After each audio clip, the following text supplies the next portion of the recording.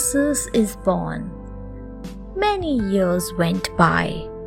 Joseph's people, the Israelites, grew in number. A new Pharaoh came. He did not like the Israelites. He thought they were a threat to the Egyptians, so he made them his slaves. He ordered the killing of all the male babies born to the Israelite women. But there was an Israelite mother who wanted to save her baby. She put him in a reed basket and set him afloat on the river. She told her daughter, Miriam, to keep a watch. The Pharaoh's daughter saw the basket.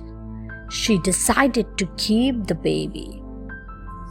Miriam, who was standing nearby, suggested, "Should I bring an Israelite woman to nurse him?"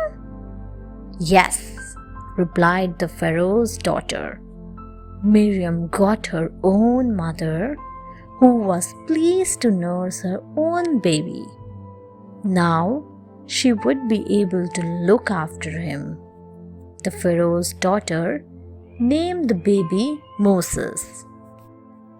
The burning bush. Moses could never overlook the sufferings of his people. One day, Moses saw an Egyptian guard hitting a slave. He immediately killed the guard. But he became the enemy of the Pharaoh. So he ran away. He reached Midian and became a shepherd under a man called Jethro. Later, Moses married Jethro's daughter. One day, he saw a burning bush on a mountain which seemed to be on fire, yet it did not burn.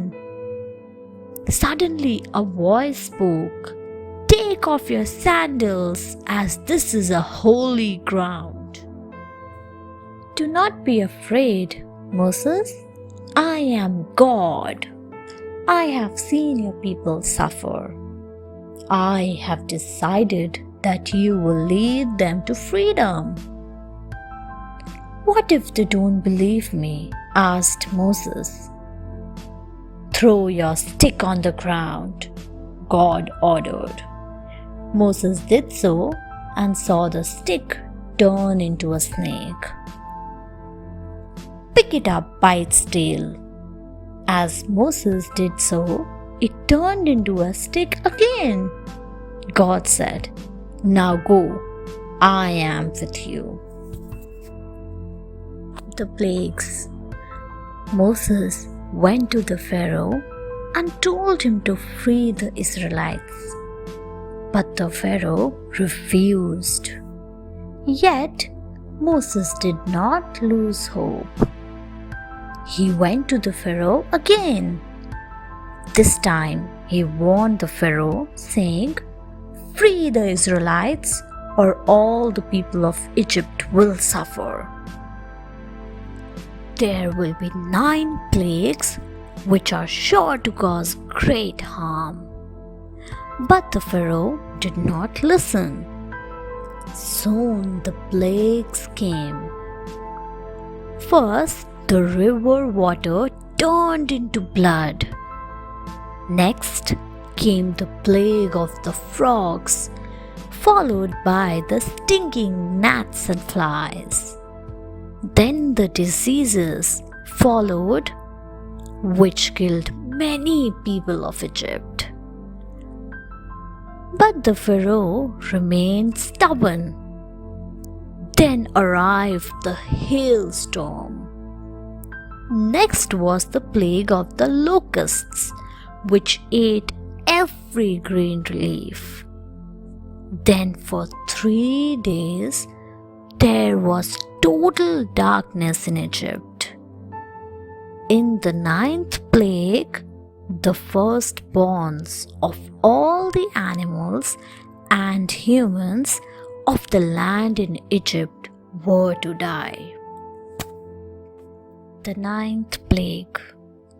The ninth plague was to take place. Moses did not wish to harm the Israelites.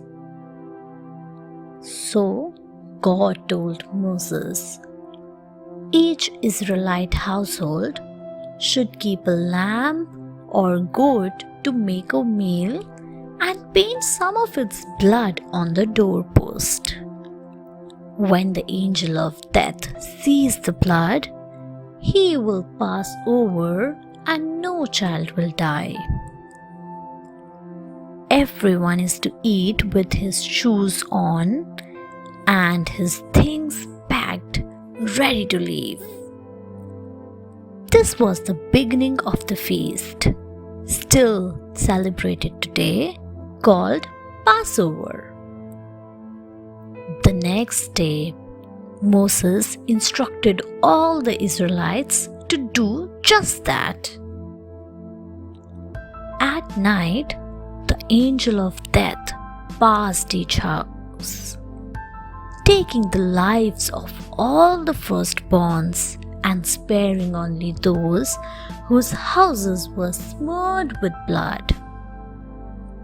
Among those dead firstborns was the Pharaoh's only son. The grieving Pharaoh called Moses and ordered him to take all the Israelites out of Egypt.